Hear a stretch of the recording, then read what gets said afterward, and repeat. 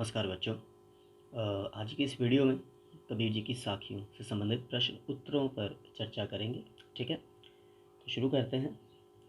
पहला प्रश्न है, मानसरोवर से कवि जी का क्या आशय है। तो बच्चों, ये जो उत्तर लिखे हैं ये मुख्य शब्द हैं, की वर्ड्स जिन्हें कह सकते हैं। बीच बीच में मैंने अल्प विराम लगाए हैं, तो कहने का मतलब वहाँ पर चीज़ें छूटी हैं तो आपको वो लिखनी है।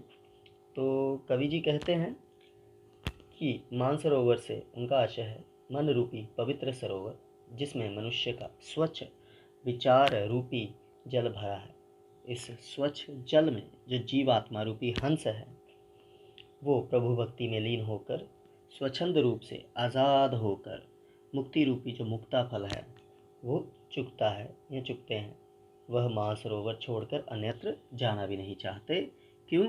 क्योंकि उन्हें ईश्वर की जो भक्ति का आनंद है उनके पास ही मिलता है, और इसी तरह मानसरोवर सरोवर में ही हंसों को हंसों को तो जो मोती है वो चुगने को मिलते हैं, इसलिए वो उन्हें नहीं छोड़ रहे।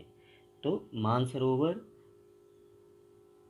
के लिए कवि जी का भाव है कि मन रूपी पवित्र सरोवर।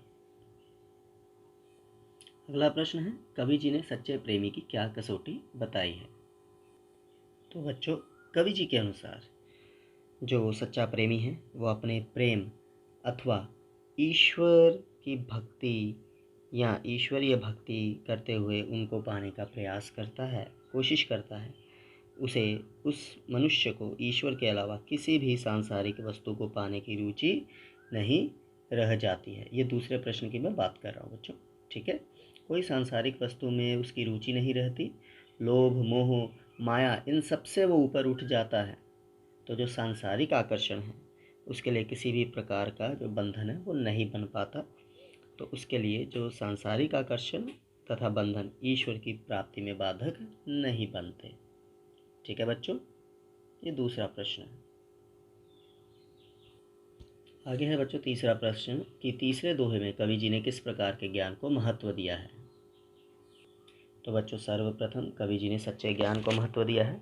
तो उनके अनुसार सांप्रदायिकता एवं भेदभाव रहित सच्चे ज्ञान का ही महत्व है, उसको ही वो महत्व देते हैं। तो संसार के लोग इस दुनिया में फंसकर, सांसारिकता में फंसकर सच्चे ज्ञान और उसकी महिमा से अनजान रहते हैं। ठीक है बच्चों, मनुष्य इस ज्ञान को खोजने तथा पाने की जगह अन्य वस्तुओं की प्राप्ति में अपना समय बेकार में नष्ट करता रहता है। ठीक है, ये तो हम भी समझते ही हैं, हम भी देखते हैं हम क्या करते हैं।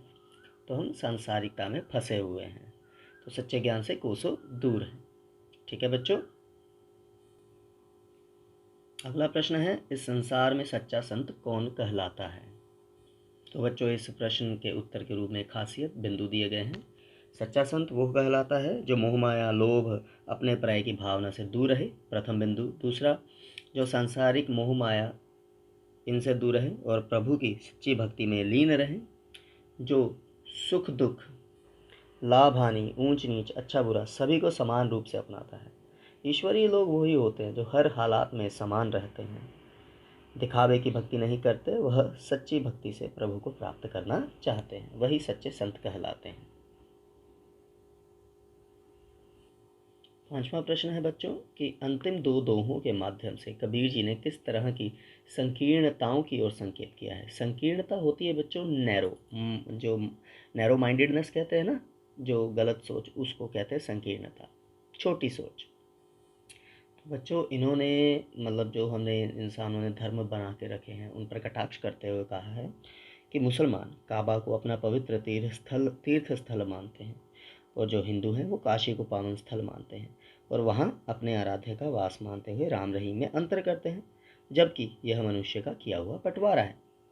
पीके में भी वो कहते हैं कि ठप्पा कहाँ है।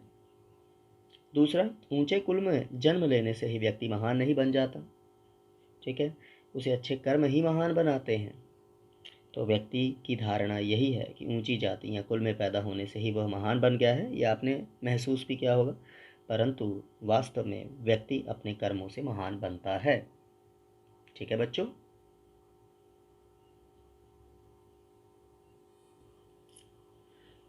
छठा प्रश्न है कि किसी भी व्यक्ति की पहचान उसके कुल से होती है या उसके कर्मों से? तर्क सहित उत्तर दीजिए। ये पिछले प्रश्न के भी दूसरे हिस्से में हमने देखा तो लगभग वही उत्तर आएगा। तो बच्चों आप देख सकते हैं छठे प्रश्न का जो उत्तर है, जो ये लिखा है यही आएगा, मतलब ये इतना बिंदु तो यही आएगा कि कुछ लोगों का मानना है कि ऊंचे कुल में जन्म लेने से ही वह महान बन जाते हैं, परंतु ऐसा नहीं होता। पहचान बनाने के लिए व्यक्ति को अच्छे कर्म करने होते हैं। व्यक्ति की पहचान उसके अच्छे कर्मों से होती है। ऊंचे कुल में जन्म लेकर भी व्यक्ति यदि अच्छे कर्म नहीं करता तो वो समाज में सम्माननीय नहीं है, उसे सम्मान नहीं मिलता। तो इसके विपरीत छोटे या नीचे कुल में भी जन्म लेकर अगर इंसान के कर्म ऊंचे हो तो उसे हर जगह सम्मान मिलता है। ठीक है बच्चों।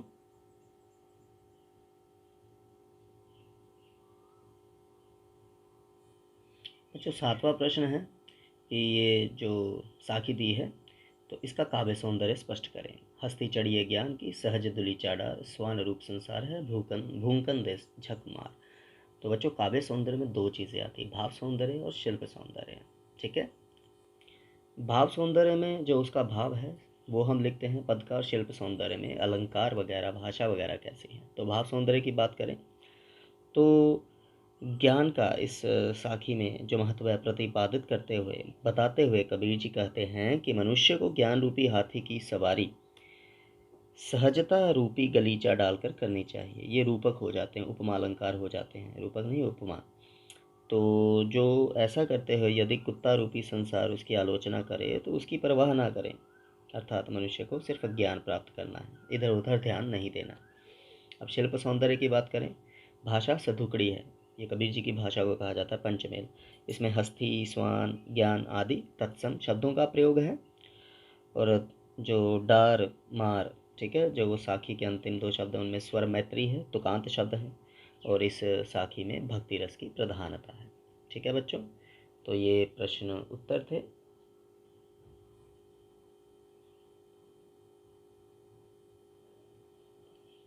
देख लीजिए।